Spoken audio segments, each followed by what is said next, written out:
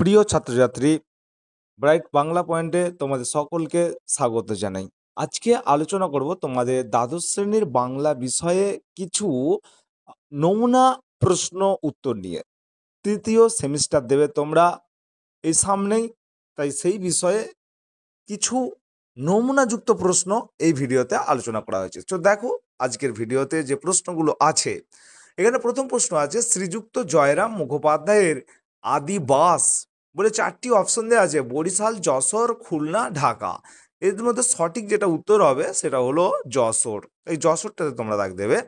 2 নম্বর প্রশ্ন আছে, দেখো আদালত অবমাননার জন্য মোক্তার মহাশয়ের জরিমানা হয়েছিল। সঠিক উত্তর কোনটি? না, উত্তর হবে 5 টাকা, অর্থাৎ ঘয়েরটা। তারপর 3 নম্বর প্রশ্ন দেখো, নিমন্ত্রণ রক্ষা করিয়া পীরগঞ্জ হইতে ফিরিবার পরদিন বিকেলেই মুখোপাধ্যায় মহাশয় সাক্ষাৎ করিতে গেলেন। 4টি অপশন দেওয়া রয়েছে, তার মধ্যে সঠিক উত্তর হবে নরেশচন্দ্রের সহিত, অর্থাৎ কয়েকটা। এরপর 4 নম্বর প্রশ্ন দেখো, কথায় বলে ব্রহ্ম বাক্য। 4টি অপশন দেওয়া আছে: বেদ বাক্য, নীতিবাক্য, জ্ঞান বাক্য, উপদেশ বাক্য। তো সঠিক উত্তর হবে বেদ বাক্য। তারপর 5 নম্বর প্রশ্ন, বামুন হাটে মেলা হয়। সঠিক উত্তর হবে 4টি অপশনের মধ্যে চৈত্র সংক্রান্তিতে। তারপর মহাভাষ্য কার লেখা? এর উত্তর লিখবে 4টি অপশনের মধ্যে পতঞ্জলির মহাভাষ্য। তারপর বাংলা ভাষা প্রবন্ধটির লেখক কে? 4টি অপশন দিচ্ছে: ঈশ্বরচন্দ্র বিদ্যাসাগর, স্বামী বিবেকানন্দ, রামমোহন রায় আর বঙ্কিমচন্দ্র চট্টোপাধ্যায়। তো এদের মধ্যে সঠিক উত্তর হবে ক্ষয়েরটা, অর্থাৎ স্বামী বিবেকানন্দ। 4 নম্বর প্রশ্ন দেখো, বাংলা দেশের স্থানে স্থানে রকমারি ভাষা কোনটি গ্রহণ করব? তো উত্তর যেটা হচ্ছে কলকাতার ভাষা, অর্থাৎ ঘয়েরটা। তারপর আব্দুল করিম খাঁ কোথায় জন্মেছিলেন? কলকাতা, উত্তরপ্রদেশ, পাঞ্জাব, হরিয়ানা। তো সঠিক উত্তর হবে উত্তরপ্রদেশ।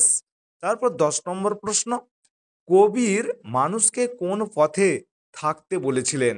4টি অপশন: মিথ্যা, অহং, সত্য, অচেনা। উত্তর হবে গয়েরটা, অর্থাৎ সত্য। তারপর 11 নম্বর প্রশ্ন, ভ্যান গঘের ধর্ম ছিল উন্মাদনা। ভ্যান গঘ ছিলেন একজন কবি, সাহিত্যিক, চিত্রকর, শঙ্করাচার্য। তো উত্তর নিশ্চয় চিত্রকর, অর্থাৎ গয়েরটা। তারপর 12 নম্বর প্রশ্ন, আকাশে পুষ্পক আর সপ্তডিঙা সাজে সিন্ধু জলে। পুষ্পক কি?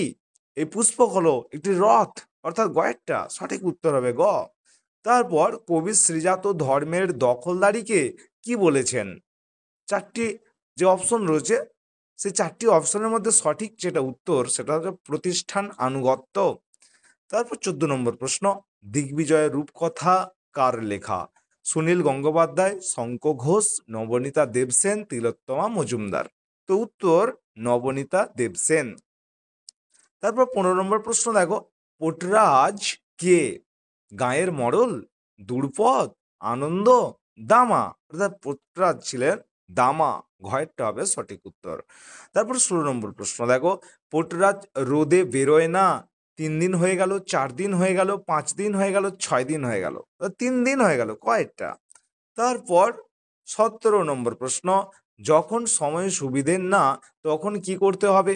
4টি অপশনের মধ্যে সঠিক যেটা উত্তর সেটা হবে সমঝে পার হতে হবে, অর্থাৎ ঘয়ের অপশনটা হবে সঠিক। তারপর 18 নম্বর প্রশ্ন, খুব গুরুত্বপূর্ণ প্রশ্ন, এটা কিন্তু পরীক্ষায় আসতে পারে, মনে রাখবে তোমরা এই প্রশ্নটা। যেটা হলো ওই যে বর্ণনামূলক ভাষা বিজ্ঞান আলোচনা করে, এই 4টির মধ্যে সঠিক উত্তর সমকালীন ভাষার গঠন রীতি নিয়ে, অর্থাৎ খ।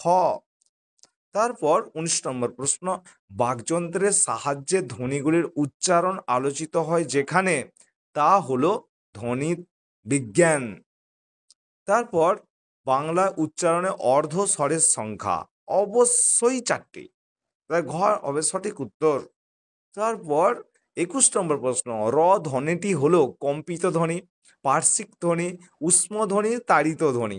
তো এর মধ্যে কম্পিত ধ্বনি হচ্ছে র, কারণ রকে উচ্চারণ করতে গেলে আমাদের জিহ্বা কেঁপে ওঠে। আর উষ্মধ্বনি এগুলো তোমাদের জানা, তালবস্য, মূর্ধন্যস্ব, দন্তস্ব। আর তাড়িত ধ্বনি হলো ডয় শূন্য র, ঢয় শূন্য র দুটো। তাই র হলো কম্পিত ধ্বনি, এটা সঠিক উত্তর। তারপর 22 নম্বর প্রশ্ন, শব্দের অর্থের অভিন্নতা বোঝাতে ব্যবহৃত হয় সমার্থকতা। এটা হবে সঠিক উত্তর ক্ষয়টা। দারুণ শব্দের আদি অর্থ অত্যন্ত নির্মম কাঠ আর অতীব। তো সঠিক উত্তর হবে কাঠ, অর্থাৎ গ, অপশন গ হবে সঠিক উত্তর। তারপর উপবাস শব্দটির অর্থ নিকটে বাস, বর্তমান অর্থ অনাহার। এটি শব্দার্থ পরিবর্তনের যে ধারায় পড়ে, অর্থের সংকোচ, অর্থের রূপান্তর, অর্থের প্রসার, কোনোটিই না। তো এর মধ্যে সঠিক উত্তর অর্থের রূপান্তর, অর্থাৎ খ। তারপর থিসরাস হলো একটি পর্তুগিজ শব্দ, জাপানি শব্দ, গ্রিক শব্দ, ফার্সি শব্দ। তো সঠিক উত্তর গ্রিক শব্দ, তো গ। তারপর শব্দার্থের প্রথম ভাগটির নাম মনে রাখতে হবে খুব ভালো করে। নিদর্শন, খণ্ডিত অর্থ, সাধারণ অর্থ, বাঞ্ছনা অর্থ। তো উত্তর হবে গ, অপশন সাধারণ অর্থ।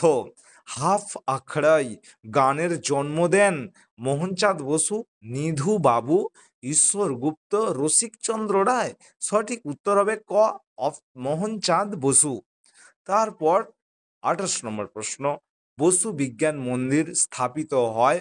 এখানে 4টি অপশন দেওয়া আছে, সঠিক উত্তর হবে 1917 সালে জগদীশচন্দ্র বসু কলকাতায় এই বসু বিজ্ঞান মন্দির স্থাপন করেছিলেন। এই প্রসঙ্গে আরেকটি প্রশ্ন তোমাদের মনে রাখতে হবে যে অব্যক্ত গ্রন্থের রচয়িতা কে, সেটাও হবে কি জগদীশচন্দ্র বসু। তারপর ভারতের কৃষি গবেষণাকে আন্তর্জাতিক মানের করে তুলেছিলেন নীলরতন সরকার, জগদীশচন্দ্র বসু, নীলরতন ধর, অক্ষয় কুমার দত্ত। তো সঠিক উত্তর হবে নীলরতন ধর, অর্থাৎ গ। তারপর 30 নম্বর প্রশ্ন, নিচের খেলোয়াড়দের মধ্যে যিনি ক্রিকেট খেলার সাথে যুক্ত ছিলেন। তো এখানের মধ্যে 4টি অপশন দেওয়া আছে, ঝুলন গোস্বামী হবে সঠিক উত্তর। মহিলা ক্রিকেটারদের মধ্যে একজন ছিলেন ঝুলন গোস্বামী। তারপর শূন্যস্থান পূরণের জন্য সঠিক বিকল্পটি বিছে নাও। তো এখানে যে সন্ধ্যার পর গৃহে ফিরিয়া ড্যাশ বসিয়া সমবেত বন্ধুমণ্ডলের নিকট মুখোপাধ্যায় এই কাহিনী সবিস্তারে বিস্তৃত করিলেন। 4টি অপশন, বাগানে, বৈঠকখানায়, শয়নকক্ষে, আরাম কেদারায়। সঠিক উত্তর লিখবে বৈঠকখানায়। 32 নম্বর প্রশ্ন, যারা ড্যাশ এসেছেন তারা সকলেই সাধারণ লোকের ভাষায় সাধারণকে শিক্ষা দিয়েছেন। সঠিক উত্তর লোকহিতায়, অর্থাৎ যারা লোকহিতায় এসেছেন তারা সকলেই সাধারণ লোকের ভাষায় সাধারণকে শিক্ষা দিয়েছেন। 33 নম্বর প্রশ্ন, দেখো দিগ্বিজয়ে যেতে হবে ড্যাশ দিলেন সাজিয়ে। তো উত্তর ছোট রানী, সুয়োরানী, পাট্টের রানী, দুয়োরানী। সঠিক উত্তর দুয়োরানী। তারপর ক্রম অনুযায়ী একটা বাক্যের পুনর্বিন্যাস করতে দেওয়া আছে। এগুলো বলা মানে এখান থেকে কিছু করতে পারা যাবে না, তাই এগুলো তোমরা ভালো করে দেখে নিয়ে একটু প্র্যাকটিস করে নিও। তারপর সত্য মিথ্যা নির্ণয় করা আছে। 35 নম্বর প্রশ্ন, দেখো ভাষা হচ্ছে উন্নতির প্রধান উপায় লক্ষণ, অবশ্যই এটা সঠিক বা সত্য। তারপর 2 নম্বর আছে, বুদ্ধিমান অবশ্যই গ্রাম্য ভাষাকে ভিত্তিস্বরূপ গ্রহণ করবেন, ভুল বা মিথ্যা। তারপর 3 দাগের আছে, কলকাতার ভাষায় অল্প দিনে সমস্ত বাংলাদেশের ভাষা হয়ে যাবে। হ্যাঁ, সত্য। তারপর চট্টগ্রাম হতে বৈদ্যনাথ পর্যন্ত ওই কলকাতায় ভাষা চলবে, এটাও সত্য। তাই অপশন তোমাদের এখান থেকে খুঁজে নেবে। তো এই ছিল আজকের বিষয়। যদি ভিডিওটি ভালো লাগে অবশ্যই একটা লাইক করে দিও, আর হ্যাঁ, সাবস্ক্রাইব করতে কিন্তু ভুলো না। আর আজকে যারা এই চ্যানেলে প্রথম এসেছো অবশ্যই চ্যানেলটিকে সাবস্ক্রাইব করবে, আর যারা সাবস্ক্রাইব করে দিয়েছো তাদের জন্য তো অসংখ্য ধন্যবাদ। আজ এই পর্যন্তই, ভালো থেকো, সুস্থ থেকো, জয় হিন্দ।